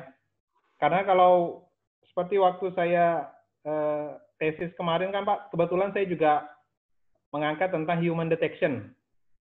Jadi base-nya kamera, nah itu aja proses trainingnya sudah luar biasa lama gitu. Nah kalau misalnya ini sambil jalan, sambil belajar juga, sambil mau menebak juga ini apa, nah ini tentunya bebannya akan lebih lagi gitu ya Pak ya. Ya, jadi kita harus masuk ke ranah yang namanya multiprocessing. Ya, jadi pemrosesannya dilakukan secara paralel, Pak. Ya, jadi kita tidak bisa sekuensial, tapi itu harus paralel. Gitu. Oke. Siap. Makasih, Pak. Oke, thank you, Pak Ari. Ya, Bapak Ibu silakan kalau masih ada yang ingin bertanya, boleh raise hand atau langsung menyampaikan lewat chat. Saya sambil periksa ya. Sepertinya sudah semua pertanyaan terjawab ya. Oke, Pak Kris, sebelum memberikan closing statement, saya ada catatan singkat nih dari ilmu yang saya dapat hari ini dari Pak Kris ya. Bagaimana mesin ya, secanggih apapun itu artificial intelligence, termasuk nanti kalau artificial super intelligence ya, itu kemudian ada yang tadi Pak Kris sempat, wow ngeri gitu kan. Ini kan sebenarnya sama dengan otak kita. Manusia ini otaknya ini kan kalau diinput dengan data, informasi, hal-hal yang positif ya kan, outputnya pasti bisa jadi positif. Kuncinya adalah masuki otak kita dengan hal-hal yang positif, karena itu akan memberikan output energi yang positif. Karena apa yang keluar dari diri manusia ya mencerminkan isinya kita begitu ya. Sederhana kok. Kuncinya apa? Bergaulah dengan orang-orang yang positif ya. Belajarlah dari orang-orang yang pintar, dari ahlinya. Ya kan? Nah, hari ini kita dapat pelajaran semester 7 dan semester 8 dari Pak Kris langsung. Tapi jangan dikasih tugas ya Pak Kris ya. Nanti kalau dinilai saya dapat E. Kalah sama Mas Ari sama Mas AA gitu kan, yang sehari-hari sudah ngajar. Oke Pak Kris, boleh kasih catatan closing statement hari ini? Ya, Jadi kita sudah sama-sama melihat, walaupun masih apa ya, sebagian kecil sebetulnya yang saya sharingkan, karena bagian besarnya itu ada di bagian teknis, ya. Karena yang namanya machine learning tentu ketika dijelaskan melalui kata-kata tanpa didukung dengan praktek atau demo yang komprehensif, mungkin menjangkarnya itu agak-agak sedikit sulit. Tapi saya berharap bahwa dari apa yang disampaikan, penjelasan maupun ada beberapa tayangan dan juga demo singkat, itu bisa memberikan gambaran, ya. Walaupun sebetulnya yang namanya machine learning itu jauh lebih dari itu, ya, jauh lebih dari itu. Jadi kalau tadi hanya disampaikan data yang berupa numerik, angka-angka saja dan jumlahnya pun hanya sedikit. Tapi ketika kita masuk ke dalam data yang jauh lebih kompleks mengenai identifikasi, ya, lalu ya identifikasi objek dan sebagainya, ini menjadi hal yang menarik, ya, sekaligus menantang. Jadi saya berharap mungkin teman-teman yang sedang akan menempuh S2 atau S3, ya barangkali isu ini bisa menjadi sebuah ide, begitu ya. Karena kemarin juga ada beberapa teman yang katanya akan melanjutkan S3, kemudian akan menggunakan topik-topik ini untuk menjadi bagian riset disertasinya. Tetap semangat, dan kiranya machine learning ini bisa membuat rasa ingin tahu, rasa ingin belajar itu menjadi meluap-luap, bahkan explode. Itu saja, Pak. Terima kasih banyak. Terima kasih, Pak Kris. Ini memang ilmu begitu ya. Semakin dipelajari, semakin rasa ingin tahu kita tumbuh. Nah, kalau dituruti nggak akan selesai dalam waktu webinar 1,5 jam ya. 1,5 bulan mungkin juga nggak beres-beres. Padahal kita sudah pertemuan keberapa, Pak Kris ya? Kita masih ada 2 atau 3 kali, saya lupa. Saking ya ini menarik gitu kan.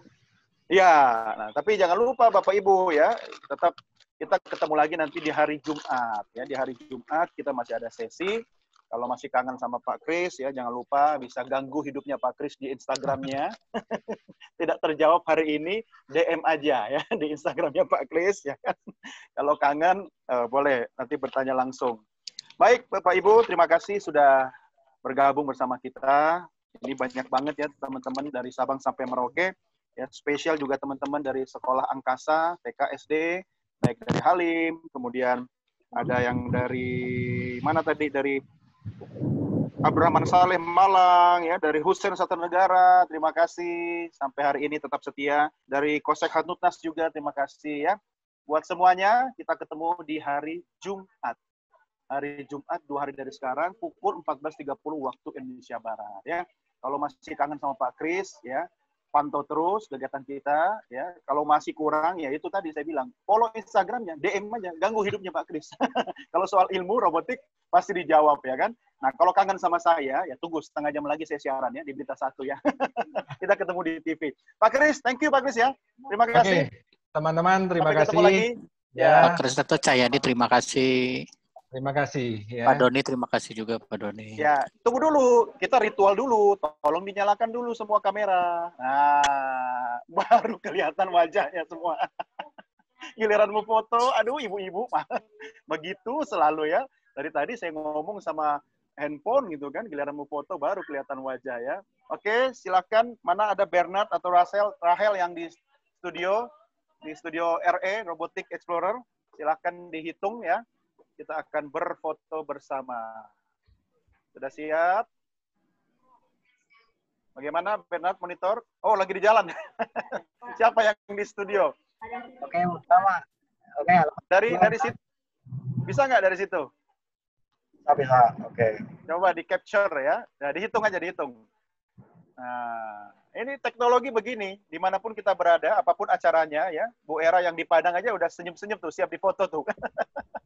Oke, Pak. Yang penting kita, oke, dihitung ya, siap.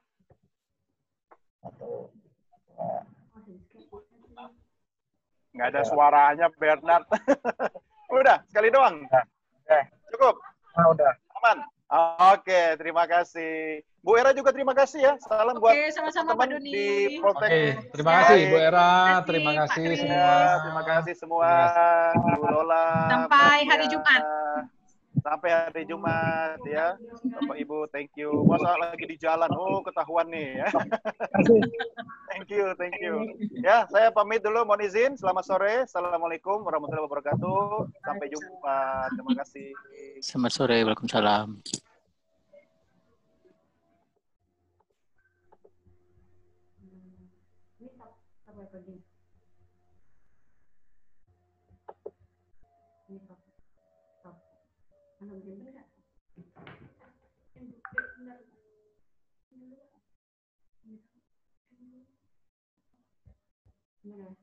Makin ya, matanya hilang nanti.